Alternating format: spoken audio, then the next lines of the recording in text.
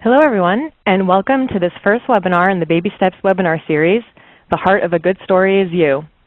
I'm Ali Bezdikian, and joining us here today, we're very excited to have Matthew Rowe from Dirty Robber to discuss a little bit more about why storytelling and why it's so important for you as a storyteller to be empowered in particular ways to capture and show your organization's mission in practice.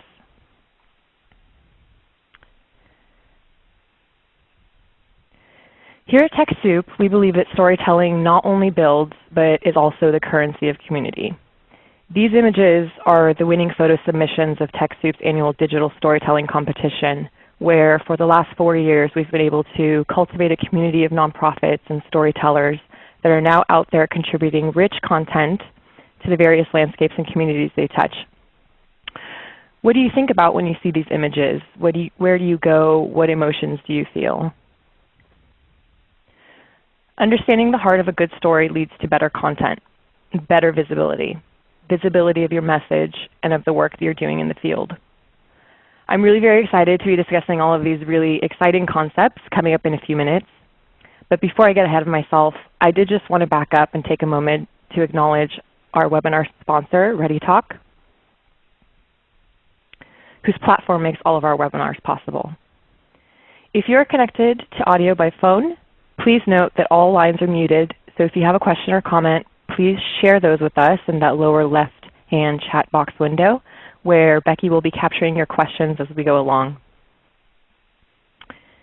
If you lose your connection at all today, don't worry, you can simply reconnect using the confirmation email that was sent to you before this event, or dial the number that Becky will chat out right now.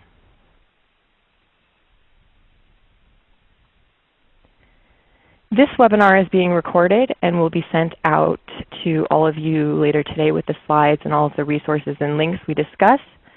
If you hear something worth sharing on this webinar today, tweet it out at TechSoup or at Dirty Robber using the hashtag BabyStepsComp.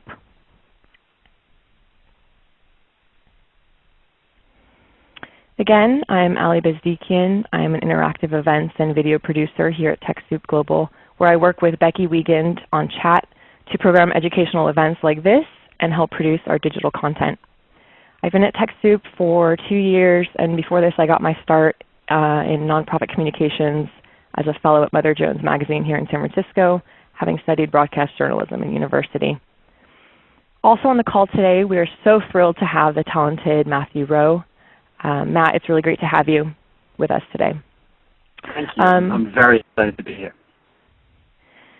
I was hoping maybe you can start off by telling us a little bit more about yourself and what you do at Dirty Robber, but then we'll get more into what we're all working towards with the Baby Steps campaign for early childhood education.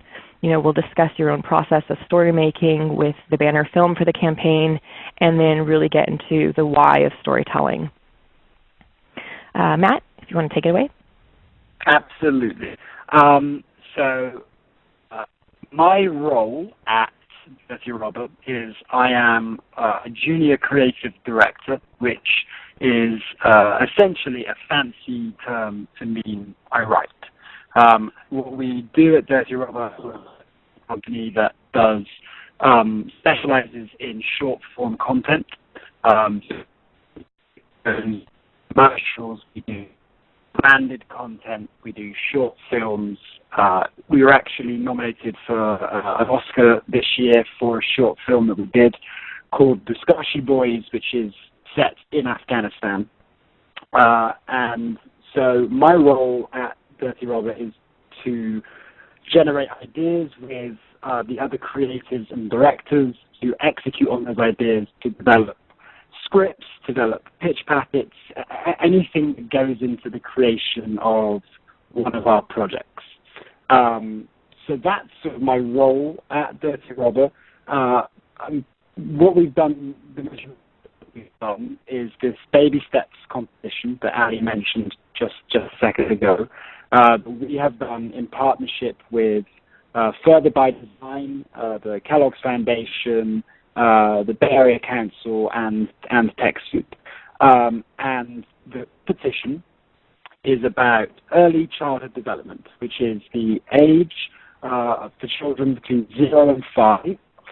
That statistically is the largest period of growth that we go through as people.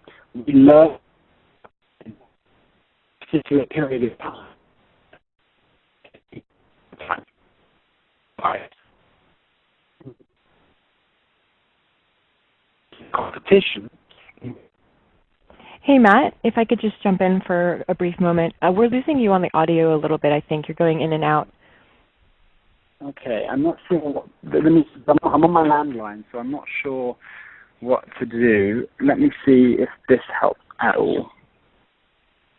Is this any better? It sounded a little bit better briefly, but keep talking. Okay, sorry about that. If it keeps happening, let me know, and I will simply repeat what I'm saying. Great. So the competition is designed to have parents, educators, caregivers, family members to film themselves interacting with their child or with their student or with their family member, and showing us how they interact with their child in a unique and specific way that helps engage the child. What we wanted to do with the video was essentially raise awareness of early childhood development, raise awareness of it as a concept, and most importantly, raise awareness of how critical it can be in helping our children grow to be healthy and successful adults. We actually have the video here. I'm going to load it up for us in just a second to watch. It's only 2 minutes long. And what I think is a good idea here is if we watch the video, and then I will speak about the sort of generation of the video, about how we developed it, how we came to this place, and sort of maybe walk through the process that we went through to get to this video. So I'm going to go ahead and load that up now. And like I say, it'll take about 2 minutes to play. So just give it a watch, and then we'll talk about it right after.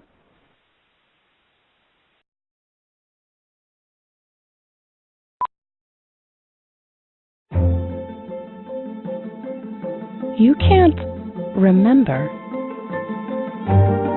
but there was a time when you couldn't walk, when just trying to was an adventure, that sometimes was a step too far.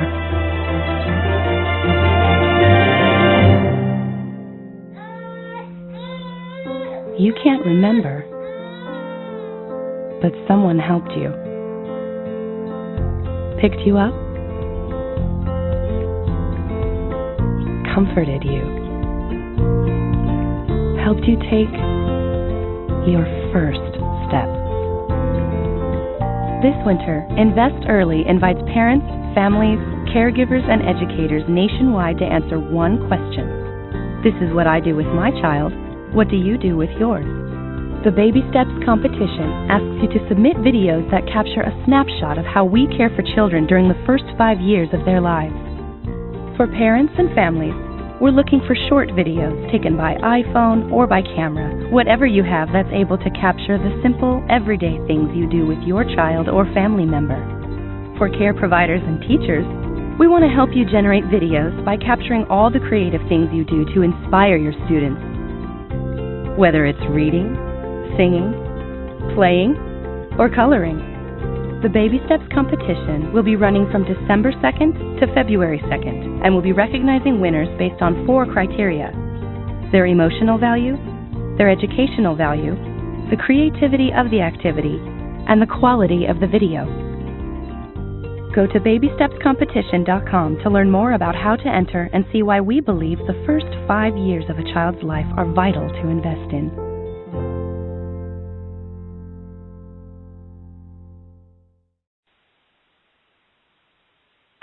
So that is the banner video for the competition. the announcement video, if you like, for the competition and its dates and how to enter and all that sort of critical information. So what I'd like to do now, as I said, is maybe talk about the process of how we arrived at that video. So one of the very first things to bear in mind when crafting a story is that very often you are not crafting your own story. And by that, I mean you are working with and for other people. And very often what you are dealing with is you're dealing with multiple bosses, for want of a better phrase. You're working with various groups who all have information, all have a vested interest in the story or in the project itself.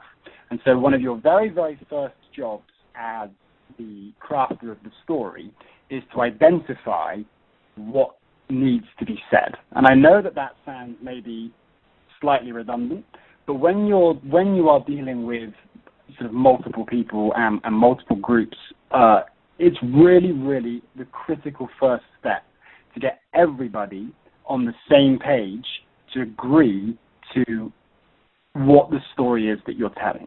Because without that, you end up going around in circles. It's very hard to make sure that everybody is being represented. It's very hard to take all this information and turn it into a compelling and emotionally engaging story. So the very first step, once you've sort of assessed the lay of the land with the various elements involved, this is literally the most critical step. You have to identify a clarity of purpose, right? Without sounding too much like it's marketing, you essentially have to identify what it is that your story is selling, right? What is the concept? What is the message? What is the point of the story being told?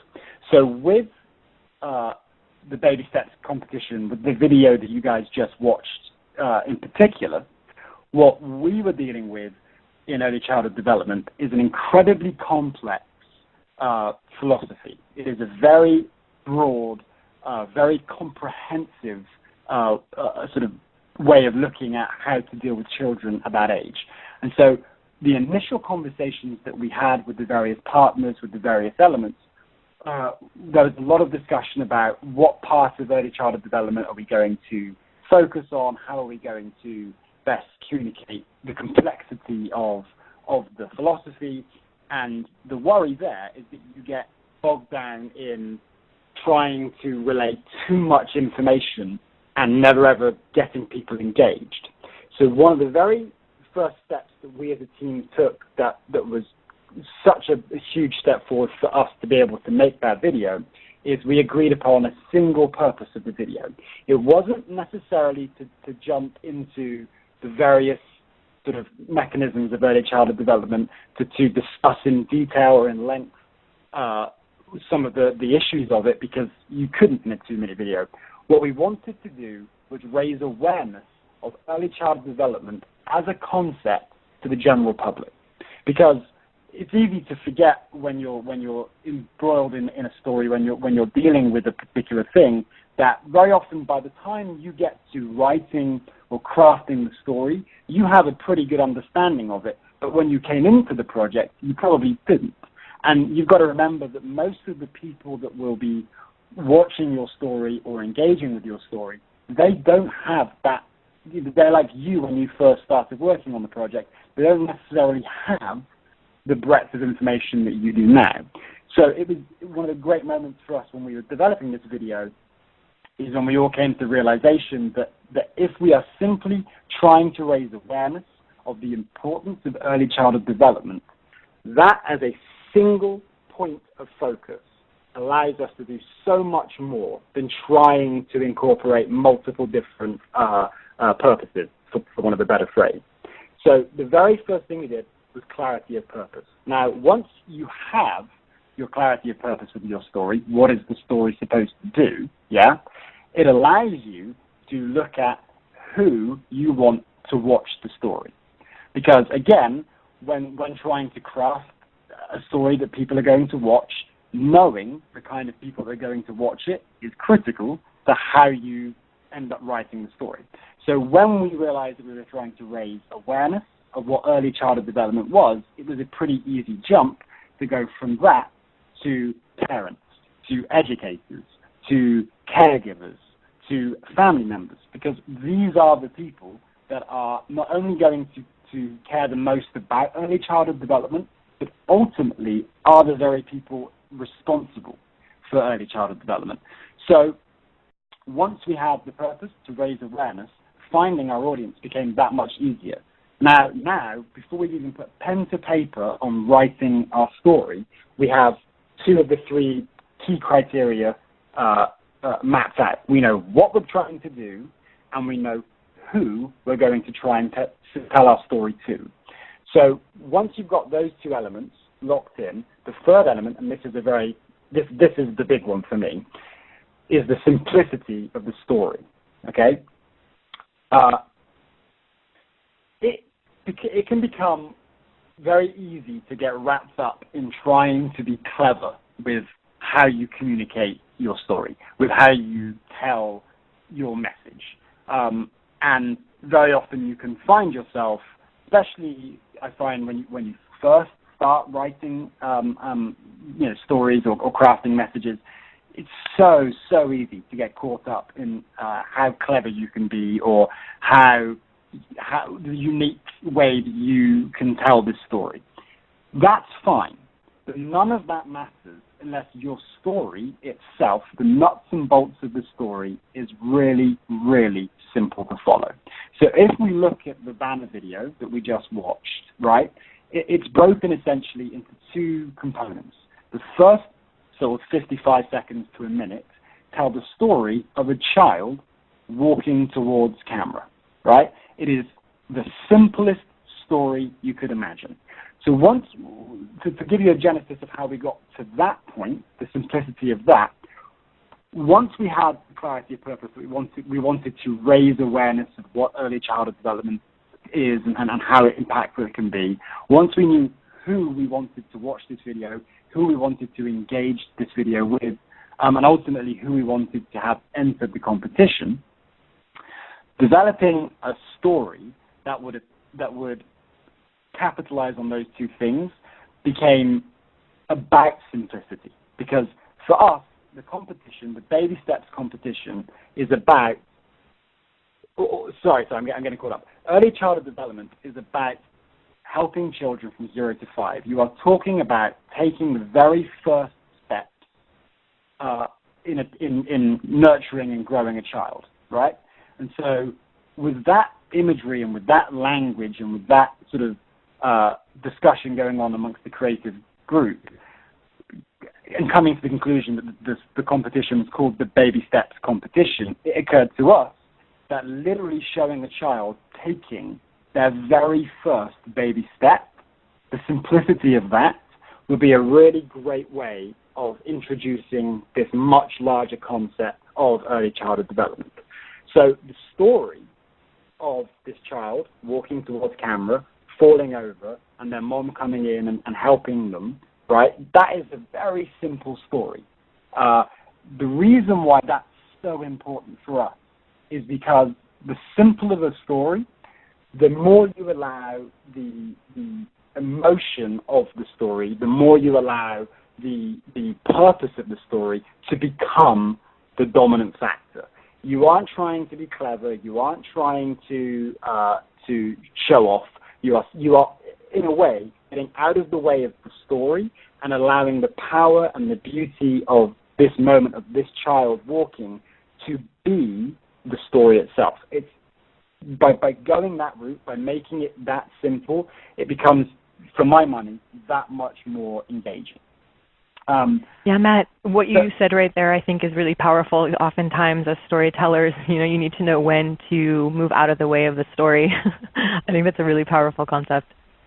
Absolutely, and it's a very much a learned skill. It's one of those things that you have to trust. At some juncture, you have to trust that the work that you've done, that the story that you developed, and obviously you almost never develop these things in a vacuum. You're working with other people. So the team of people that have developed this idea, that are executing this idea, at some juncture, you have to trust that that's correct, And once you get to that place, you step out of the way and you allow the story to unfold, I think you end up almost always with the strongest examples of storytelling. So I just want to recap ever so quickly on for me, the three critical areas of storytelling, in particular short-form storytelling, is you have to identify clarity of purpose. You are going to be working with multiple groups, multiple people, everybody bringing their own ideas and opinions to the table. And as the sort of crafter of the story, your very, very first job is to disseminate all those various voices and help guide them into a single focused voice. This is the goal of our story. Yeah? Once you've done that, it becomes so much simpler then to look at that goal. What is our goal? Okay, if our goal is, in our case, to raise awareness, finding the audience becomes so much simpler. Now we have our goal, raise awareness, we find the audience, the people we want to be aware of the topic. In this case, it was, as I said, educators, parents, caregivers, but whatever story you'd be working on, once you have the clarity, you find the audience. Now, once those two things are locked in, the next step, and this is the biggest step, the hardest step, and ultimately the most important step, you have to allow the story a level of simplicity. That doesn't mean that you can't be innovative in the way you tell the story. In a moment, I'm going to talk about a few other commercials that I didn't write, sadly, but are very successful commercials that are innovative whilst telling simple stories. You can be innovative in your approach, and often that will come in partnership with, if you're making a video, it'll come in partnership with the director. If you are writing a story with the editor, how you tell your story is a separate question. But the story itself, the more successful stories are the ones that are simple, that allow the story to be the dominant factor. Okay? So those, for me, are the three key areas of telling particularly short-form stories, and are certainly the rules that we use when developing the banner video for the Baby Steps competition. I'm going to talk about, right now, a pretty unique part of the experience that I just went through on the Baby Steps competition, and it sort of reinforces why it's important to have those three steps I just talked about. When we were shooting this video, we were obviously working with a lot of children. You saw that there were, upwards of 15 to 20 children that we filmed for that spot. I don't know how many of you are parents or interact daily with children, but from 0 to 5, children can be unpredictable, shall we say. And obviously, when you're working on a set with a finite amount of time and a very clear goal in mind about what you want to achieve, it can be a little nerve-wracking when, the children turn up because they're going to do whatever they're going to do. And that's great, and that's what you want. You want that spontaneity. You want that joy of life that only a child brings to you. So, again, one of the reasons why we were so rigid about simplicity of story, about making sure that we didn't get too clever with what we were trying to do, was that that meant that when the children came and we were filming them and they were doing what they were doing, when they ended up doing whatever it is that they wanted to do because they're little children and they're going to do what they're going to do, it was okay because we had set the parameters up so that no matter what the child did, if the child walked towards camera, great. If the child couldn't walk towards camera, he could only stumble, great. If the child couldn't walk at all but only crawled, that's fine as well. The point being is that we had created the parameters that allowed us to stay very focused on telling a simple story, and that whatever the child gave us would still work within those parameters. That was just a very unique experience. They say never work with pets and children. I seem to only ever work with pets and children, and I find it to be the most fun you can have. So I think they're lying.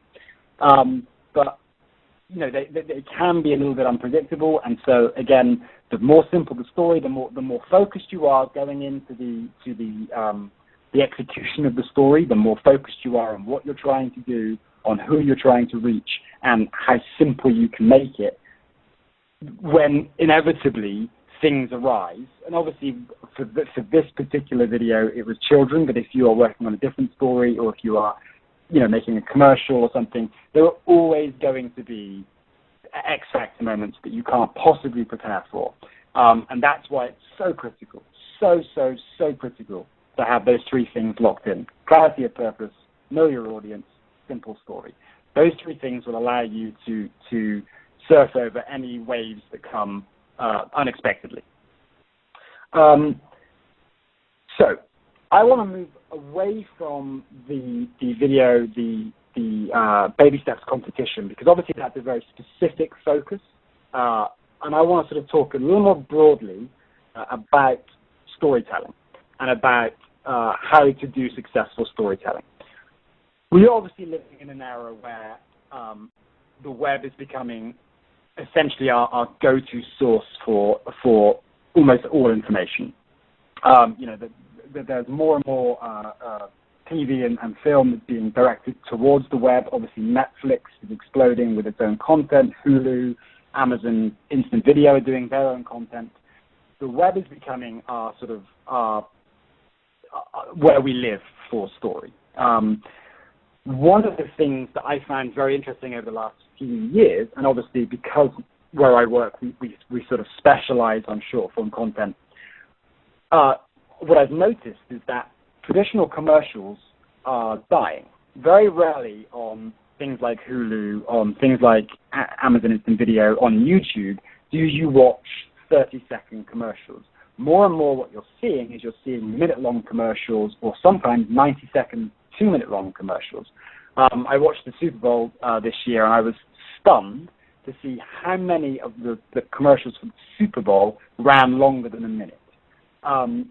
What we're seeing is a move towards, instead of simple 30-second commercials to introduce a product, sell the product, and move on, you're seeing these essentially branded content spots where the commercial is designed at creating an emotional engagement with the audience, to take us on a 2-minute journey, to tell a 2-minute story, and to give us a satisfying ending. And I find that to be really very interesting. I'm going to talk about 3 commercials ever so quickly that I think are really, really important, because one of the questions that we sort of deal with when telling stories is, what does a good story look like? How do you tell when you've got a good story? And the reality is that it's very, very hard to figure that out. And often you don't know until it's finished and people are responding to it, whether or not you've done a good job or whether or not it's a good story. But one of the things that I find very interesting is, and I think this is important for where we are in terms of, working with not-for-profits and working with sort of non-traditional storytelling entities, is that the most successful commercials over the last few years, and I say commercials, it's wrong to call them commercials. The most successful branded content that I have seen over the last few years have had nothing to do with production value. They've had nothing to do with how much things cost. They have nothing to do with anything of that nature, which historically have been sort of benchmarks of good storytelling.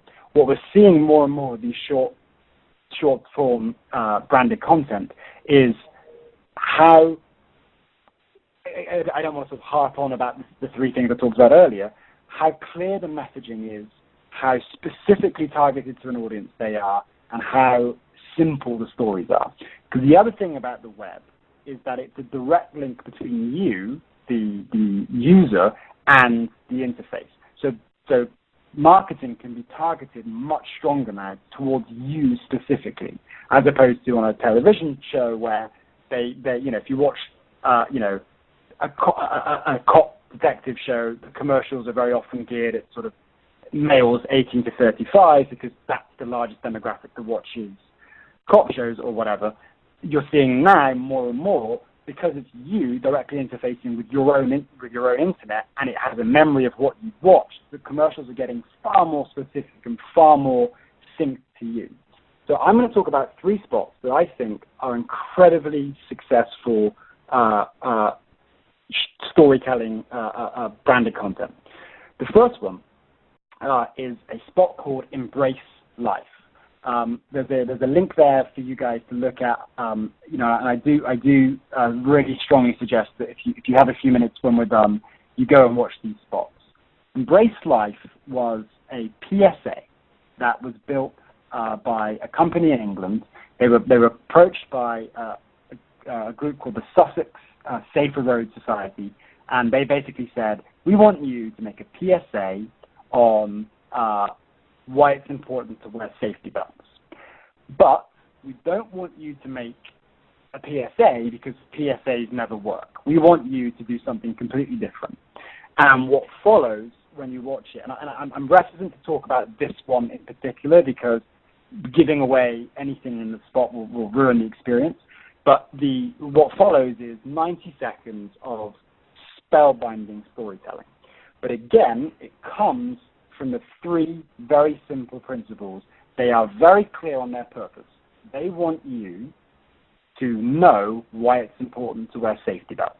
Yeah, they have a very specific audience that they are geared towards, which is ultimately everybody. And I know that might sound counterintuitive, but there is a simplicity to, and this is one of the final point I'm going to get to.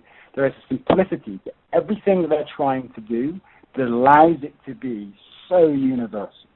So they have a very specific goal, why you should wear safety belts. They have a very specific audience, everybody, and the story they tell is very simple. It is about a man playing with his family, and he is driving, and then an unexpected twist happens. And the reason why this one is the one I started with is because having worked in production, having done stories at a low budget, I can tell you that this spot was done for hardly any money at all. It cost next to nothing. And yet it is an incredibly compelling, emotive, brilliant piece of storytelling. And it just further proves that if you have a really clear goal in mind, you tell a very simple story and you execute it well, that you can really, really affect change. I'm really reticent to talk about this one because it really is such a great watch, and I cannot recommend strongly that you watch it, and it's absolutely brilliant. You can see that it won a Cannes Lion, which is a big award for advertising. It was a very big hit. The second spot I want to talk about, which I'm sure is probably far more familiar to a lot of you, is the Dear Sophie spots that were run by Google and Gmail. And these spots, the concept is really very, very simple. It's a father his wife is just about to give birth, and he opens up a Gmail account for his dearsophie@gmail.com, and he writes her an email, every day or every other day until she turns 18, and it charts the growth from the adorable child that you see on the screen to when she's a 16 or 17-year-old girl. And this one is interesting because this is not a cheap commercial. It's not an expensive commercial. It's somewhere in between, and it's an incredibly effective branded content spot. It's an incredibly effective story because it does, again, the 3 things. It is a very clear purpose. They want to show you the power, the stability, the lasting power of Gmail, of Google. They want to show you how they are at the cutting edge of technological involvement in our lives. It's a really simple concept that they utilize brilliantly. Again, the audience is very clear. It's directed at parents. It's directed at millennials, sort of 18 to 35-year-olds who are either about to start a family or thinking about having a family. And the story is incredibly simple. Let's just simply show a child getting older. What's incredible about this spot, and also about the Embrace Life spot, is the innovative way they do it. If I was to pitch this story to you, I want to do a commercial in which I show a small child getting older and how that affects me as the parent. That's not necessarily that interesting or that clever. Yeah. If I then say what I'm going to do is do it through the prism of my email capacity, of my involvement with Google and Gmail and all that it has to it, well, now it's elevated slightly. It's intriguing. It's an innovative way of telling the story. It's still simple. It's still a clarity of purpose. It's still got an incredibly specific audience, but it is innovative in its approach. The third spot I want to talk about, and this is the top end, this spot costs lots and lots and lots of money, is, I've got it here as the Olympic Moms. It's actually Thank You Mom is the name of the spot. It was run during, as you can tell, during the 2012 Olympics by P&G, and it's a brilliant, brilliant spot about showing 4 or 5 different children from being very young. One of them wants to be a runner, one of them wants to be a swimmer, one wants to be a volleyball player, one's a gymnast, and it just shows you the different children and how their moms, every step of their lives, they wake them up early in the morning, they make them breakfast, they take them to their first practice. When they hurt themselves, they bandage them up. When they fall off the beam, they help them get back on top. They drive them to the various meetings. They help make their costumes. And they basically show you over 2.5 minutes or 2 minutes these moms interacting with their children get older, their children get bigger, and of course the finale is these 4 or 5 kids now at the London Olympics winning their events, and essentially the backbone to that success is their mum. It is, again, an unbelievably successful story. It is, again, clarity of purpose. They knew exactly what they wanted to do. They wanted to say thank you to their moms. Like, literally, that's the title of the spot. That's what the spot's about. It couldn't be clearer. Now, obviously, from the clarity of purpose, who is your audience? Well, that's pretty obvious. It's for moms. And the simplicity of the story, literally, they're just showing moms helping their children. It's no different in terms of concept to the Baby Steps competition video. This is about parents helping their children. That's its goal. What's amazing, again, is the innovative approach that they take to achieving that goal, which is this is where it gets Hollywood. They have lots of locations. It's set in Asia. It's set in Brazil. It's set in London. It's all over the world. They have beautifully shot footage. It's a very expensive spot. But the reason why I wanted to show you these 3 branded content spots in particular is these are 3 incredibly, incredibly powerful stories. In the question of what does a good story look like, these 3 spots look like good stories. They couldn't be more different if they tried. They couldn't cost different amounts of money if they tried. They couldn't have more different styles if they tried. What they all do share in common is they all know exactly what they're trying to do, who they're trying to reach, and they allow the story to be the dominant factor in the equation. That, for me, is proof in the pudding of how successful stories look. Successful stories look like that. So, for me, it's one of those things where branded content is becoming more and more the norm, I think, for how we're going to receive a lot of the stories that we see. And for me, the way you make those stories successful is you have to engage your audience in a way that perhaps previously you didn't. Because if we are all moving much more towards a web-based sort of interface with how we receive our stories, whilst they can focus those stories much closer to us as the user specifically, the issue that they are going to run into is that the web is essentially an infinite space. Unlike television, where there are parameters and checks and balances, that if you are a brand or if you are a company, you can essentially pay for your way onto television. The web is an open space that we, as the user, dictate where we want to go. And the reason why I bring that up is that in an internet space, finding an audience is incredibly difficult. Incredibly difficult. And so whilst we look at, say, these three spots, and two of them are massively recognizable brands. You've got Google, which is arguably the most recognizable brand in the world, and P&G, which is very, very famous. The very first spot, the Embrace Live spot, is for a regional English safety belt PSA. It couldn't be less glamorous if it tried. But it is incredibly effective and became incredibly popular and became incredibly famous because it was so well done, because the story was so simple, because its clarity of purpose was so clear, and because they knew exactly who they wanted to watch that spot. And I think that for me, those three, as a sort of sampling of the marketplace, if you like, are great examples of how good stories in this sort of branded content era are not about cost or about name value. They're about connection.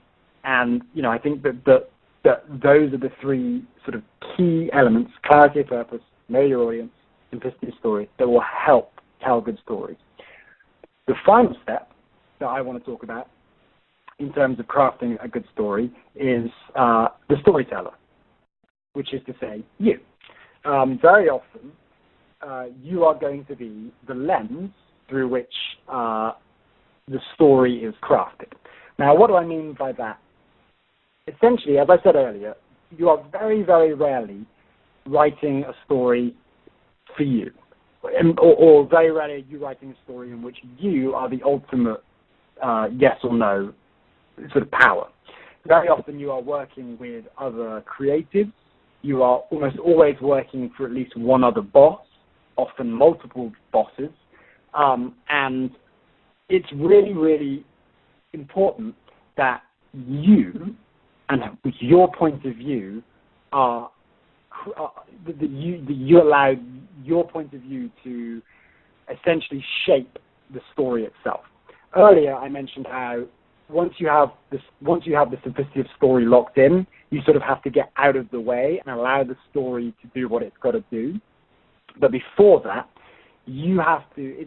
Another sort of thing that's very easy to do in the initial stages of crafting a message is to simply try and please everybody around you.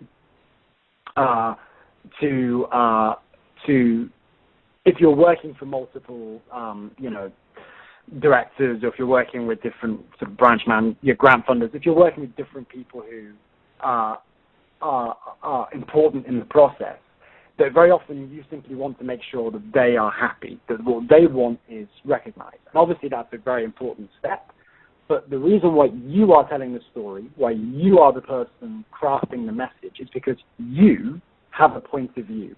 You have a message that you need to craft, and it is really, really important that you don't lose that.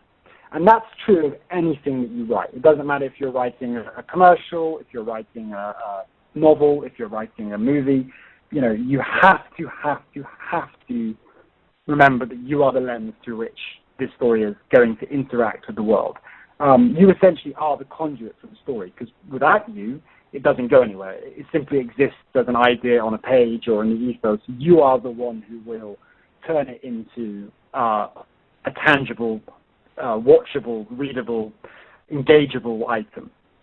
And so when I say that, you as the lens, you shouldn't forget that. I'm not suggesting that you go rogue and ignore, the people that you're working with and don't listen to the influences of your bosses or your fellow creators.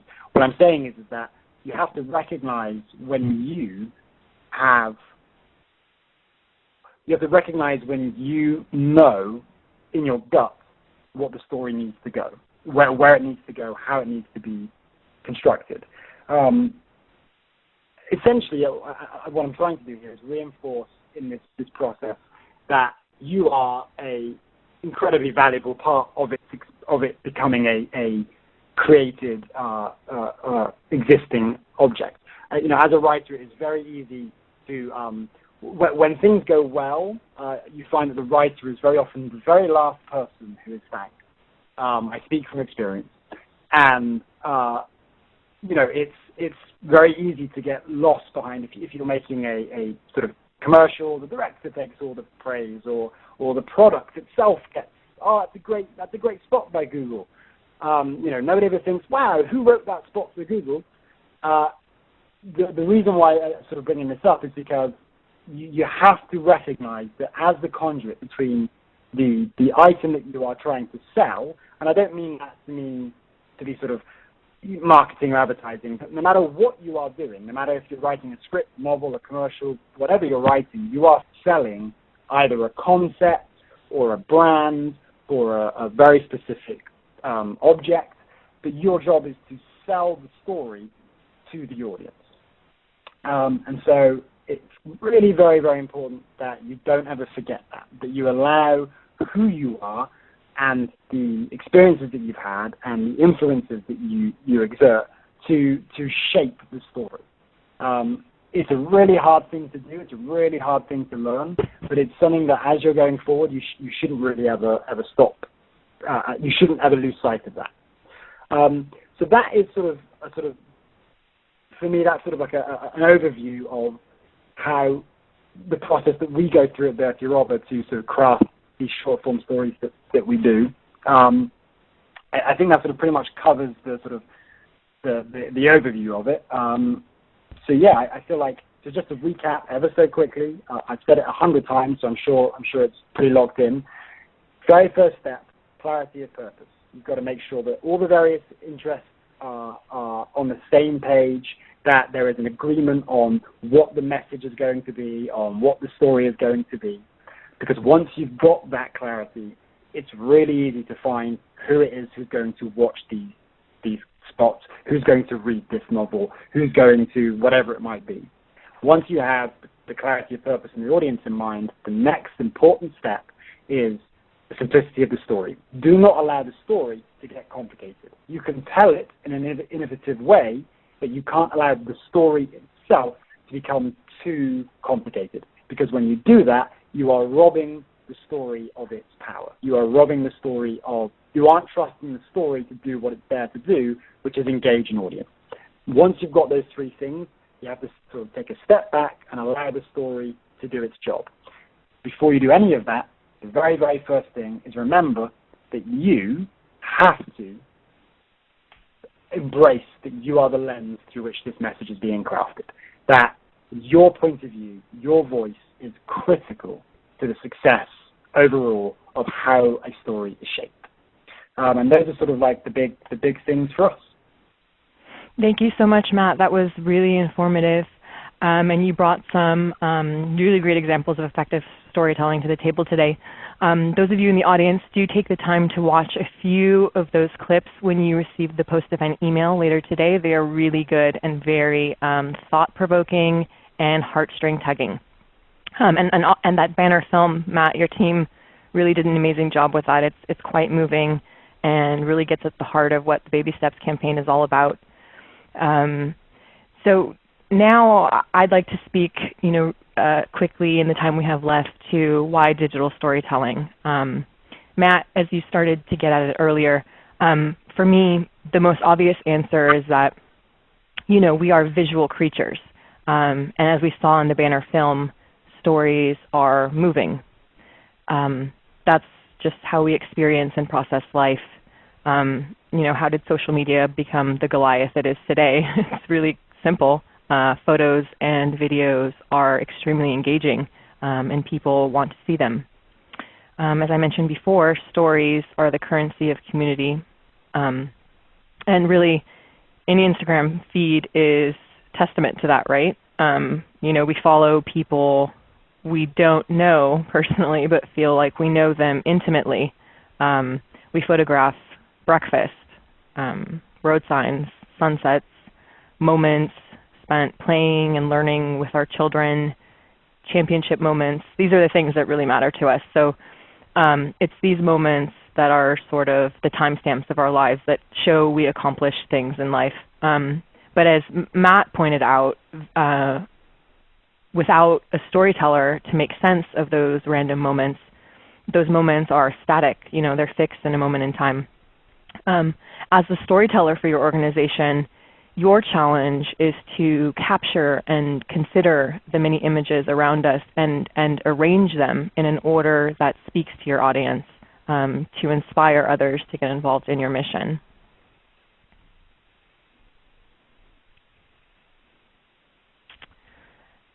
Technology has really made it possible to capture and share many of those moments in an instant, really, and oftentimes to a widespread and distributed audience.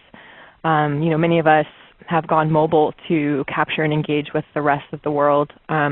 Nowadays, you don't necessarily need to put aside a huge budget or go all out to start telling stories. I mean, bless your heart if you get to work with some of the best like Matt and the Dirty Rubber team. But there are many positive reasons to work with professionals. But I do want to stress the idea of starting within reach. Just start somewhere by taking the inventory of the technology at your disposal right now. If that's purchasing a few apps for your smartphone, think about putting aside a small budget for a handheld device or a flip camera. Just take a manageable baby step towards digital production. You can, start by interviewing your community or donor members at your next conference using your smartphone. You can record technology events live and publish to YouTube directly with an app called YouTube Capture, for example. There are many ways that you can start telling your own stories now. There are opportunities for storytelling everywhere, all around us. Curating that and funneling it back to the community you serve ultimately fosters trust and mutual respect between funders, donors, board members, and community members. I would encourage you all to think about ways to transform content that you already produce, whether those are case studies, data sets, maps, timelines, charts. Transform those into opportunities for storytelling. Ask questions. Get out there and spotlight members of your community doing interesting things.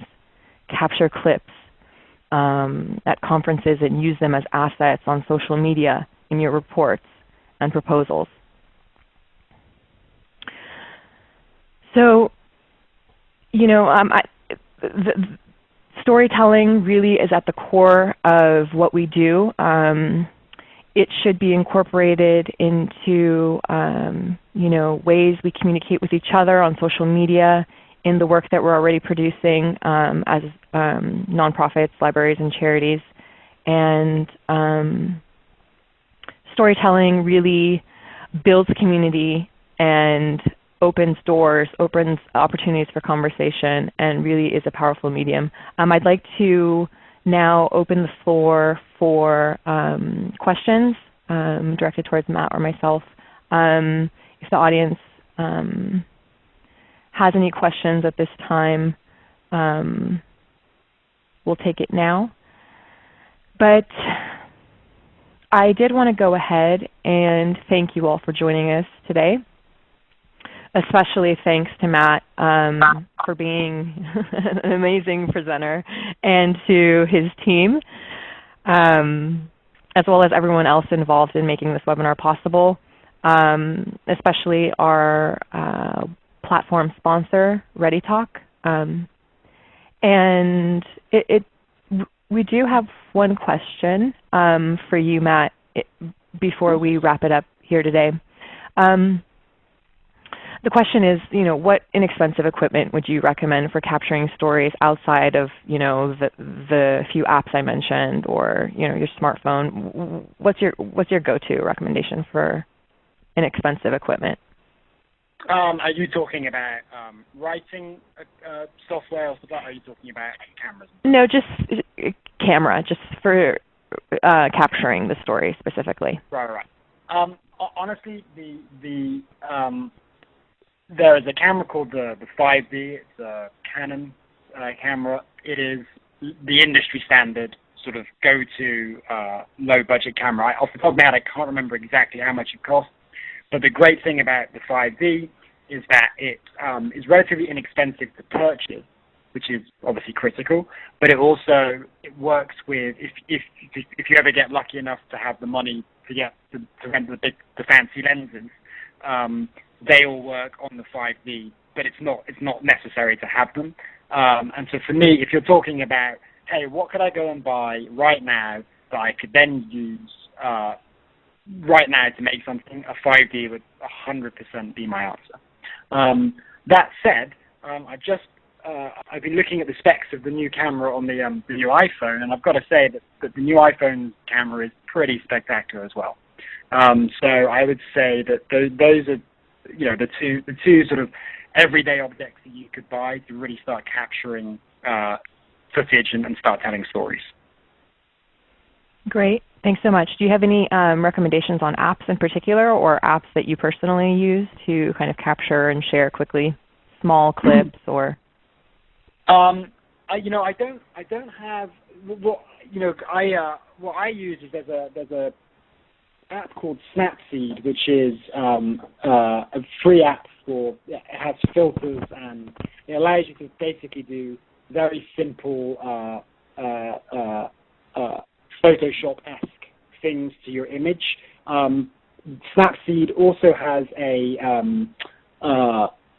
video component, which the name is escaping me as I think about it. But there is a similar thing that you can add filters and color effects and stuff like that to your video clips.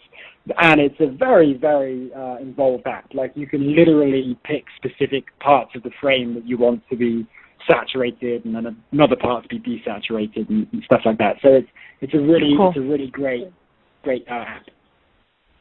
Great. In the last 3 minutes that we have, one last question, and that is really, how do nonprofits go out there and convince funders to provide support for storytelling in a way that shows dollars and cents, and that their project actually has benefit to the community? How do you make that pitch to a funder? Yeah, and that's a great. I mean, that is the $1 million question. How do you go to somebody and get them to agree to fund something? For me, it's the simplest thing I can say to you, honestly, is it's about two things. There is no better way of getting people involved in whatever you're doing, getting an engaged audience, than telling a story. It's very, very simple. It's a fact. I don't think anybody's going to argue with that. But for me, the critical thing that you have to do when you're engaging, when you're talking to funders, is, my experience, 9 times out of 10, is the two things they care about are your passion, right? Because again, you are the person telling the story, so they really care that you care, and they want to know that they're going to have the widest reach possible. And that goes back to, nothing gets an audience quicker and nothing gets a bigger audience than a brilliantly crafted story. And again, I will just re-emphasize that Embrace Life commercial was done for next to nothing for a regional PSA, and it's gotten 30 million views on YouTube and won countless awards. So that right there is proof in the pudding. And that one in particular is such a great clip. It really tugs at your heartstring. Yeah, thank you. Thanks again to you, Matt, for being super stellar. And I wanted to thank you all again for joining us today. We hope you'll join us again on December 12th, same time, for our next webinar in this Baby Step series, where we're very excited to discuss sewing stories from your community, what goes into the process of pre-production before you push record in capturing your story. So thank you so much, Matt. Thanks again, everyone, and have a wonderful day. Thanks, everybody.